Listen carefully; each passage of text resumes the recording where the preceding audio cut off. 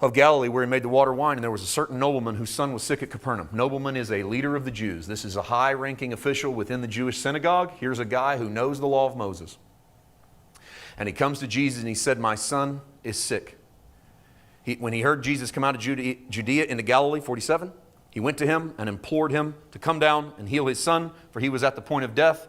And Jesus said to him, unless you people see signs and wonders, you will by no means believe. So out of the gate, Jesus goes straight politically incorrect with the phrase, you people. That would have gotten him silenced today. You don't open a conversation with someone and go, you people. They go, what do you mean by you people? Right? Well, they know exactly what he means by you people. In fact, I'm going to be very fair here to the Greek. The word people is not in the Greek. But the indication in the Greek is a plural you. So the translators said people because it's tough to get plural out of you without, hey, you guys. All y'all. Right? That would have worked had the Bible been translated out of Greek into the American South. This text would have said, all y'all won't believe unless I do signs and miracles. But because they were slightly more regal in their literature, you becomes you people.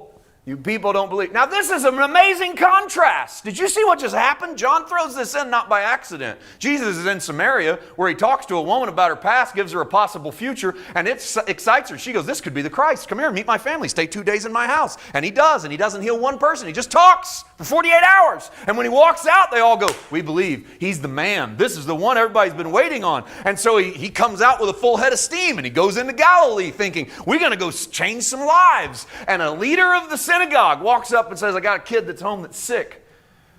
Please come to my house and heal him. And Jesus turns to the crowd and says, none of you will believe if I don't do signs and miracles. Why? Because you're an old covenant people living in an old covenant world, and the only way you recognize my Father is if I'm the God that healeth thee. So guess what I'm going to do for 3.5 years? I'm going to heal you right and left. I'm going to heal you every time I walk into the room, because if I don't, you're not going to believe. I'm going to try to drag the new covenant world into your existence. I'm going to teach you stuff you can't understand. I'm going to teach you stuff you don't even want to hear. But it's because all you want me to do is miracles. I'm going to tell you about a dad who has 2 kids and one slop hogs and one works in a field, but you're not going to like that because you're just going to want me to heal your cancer. I'm going to tell you about a kingdom that you can drop in the ground like seed and it'll grow into a big tree. And I could show you how it's going to change the world and you can be involved. But you won't listen because all you're going to want is healed of leprosy. Because for you, God is a God that always steps in and fixes stuff. And when my dad stopped fixing things for Israel in the wilderness from time to time, they ended up wondering if my daddy hated them. That's Deuteronomy chapter 1. Because whenever I fix the stuff and do the miraculous, if there's ever a gap between a healing and a healing, that gap will convince you I don't love you.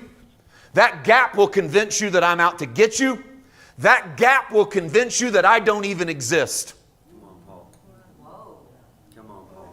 And what's happened in the world is we look at a child with cancer or we look at a kid shooting up his school and we say if God were a God of love, He would always step in and do the miraculous. And we don't realize how legalistic we're being with man's individual liberty. Because we don't really want people to be free, we want people to be good. Right. Amen. Yeah. And freedom is the ability for people to be the exact opposite of what you want for them to be.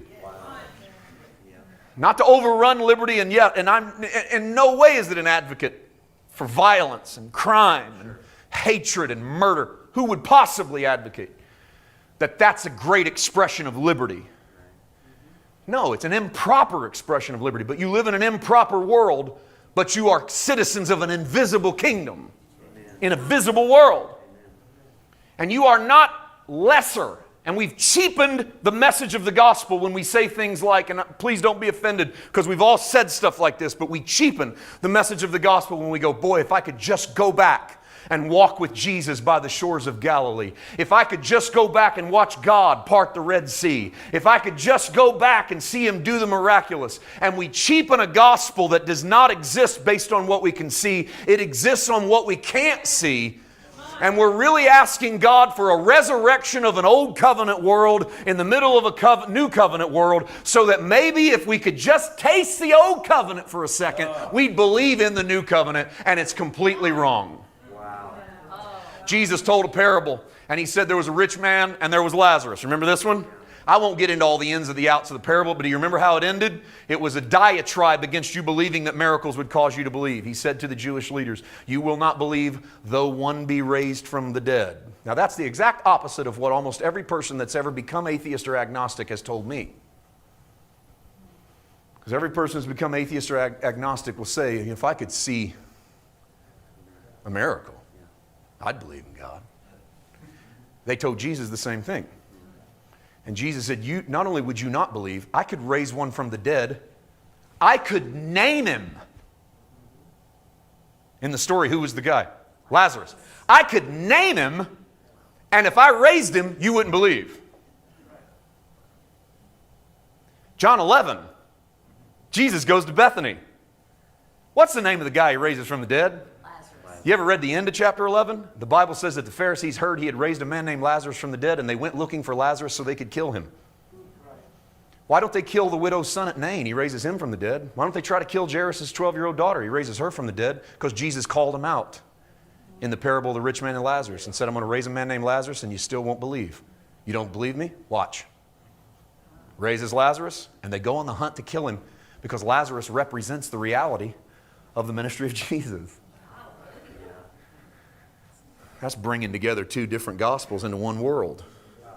It's watching Jesus do this amazing miracle. And so you won't believe unless you see.